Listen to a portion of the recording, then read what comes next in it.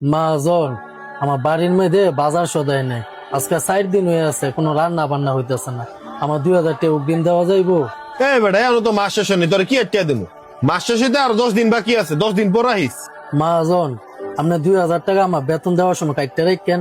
আপনি আমার 2000 টাকা দিলে বাড়ির লেগে একটু বাজার সদাই করতাম। না, এমন কোন টিয়া পয়সা দেওয়া যেত না। মাস শেষ হলে একবার নিস। এটা কি টিয়ার গুড়াও যে চাইলি তোকে দিয়ে দিমু?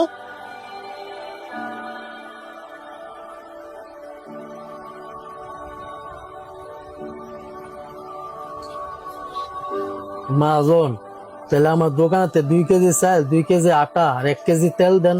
মাস শেষে এগুলোর টাকা আমার বেতনতে রেখে দিয়েন। এই বেটা, তোর যদি আমি চাইল ডাইল তেল আমার দোকানতে দিতে পারি, তাহলে হের বদলে আমি তোর টাকাই দিতে পারি।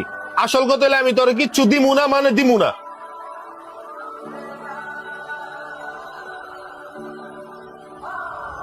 মাজন, আমার তো ডিউটির সময় শেষ, তাহলে আমি গেলাম। তোর ডিউটির সময় শেষ হয়ে গেছে গা? ও, তোর তো রাত ঘন্টা আগে শেষ হয়ে গেছে গা। ঠিক আছে, যা।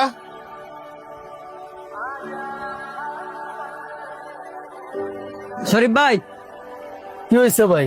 ভাই ব্যাগটা রাখেন। ব্যাগ? কি এর ব্যাগ? ভাই, এই জায়গায় কিছু বাজার সদাই আছে, এটা আপনার বাসায় নিয়ে যান। বাজার সদাই? তুমি আমার বাজার সদাই দিলা? বুঝলাম না তো কিছু। ভাই, আপনি যখন মাহাজনের সাথে কথা বলতেছিলেন, আপনার সব কথাই আমি শুনছি। আসলে ক্ষুধার জ্বালা যে কতটুকু কষ্টের, এটা আমি ভালো করেই জানি। ভাই, আমরা দুজন একসাথেই কাজ করি। তা আমার বাড়িতে যদি চুলা জ্বলে, আপনার বাড়িতে যদি চুলা না জ্বলে, এর চেয়ে কষ্টকর ভাই কোনো কিছুই নাই। তাই জন্য আমার পক্ষ থেকে এই ছোট একটা আপনার জন্য উপহার। ভাই দেহ, মাজন কত টাকার মালিক, কিন্তু ওনার কাছে সামান্য 2000 টাকা অগ্রিম চাইলাম, উনি আমার মুখ বরাবর না করে দিল।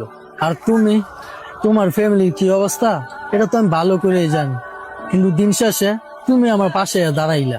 আসলে ভাই, টাকা থাকলে মানুষ বড় লোক হয় না, বড় লোক হইতে হইলে বড় মন লাগে, যেটা তোমার আছে। তোমার এই উপকারের কথা আমার সারা জীবন মনে থাকবে।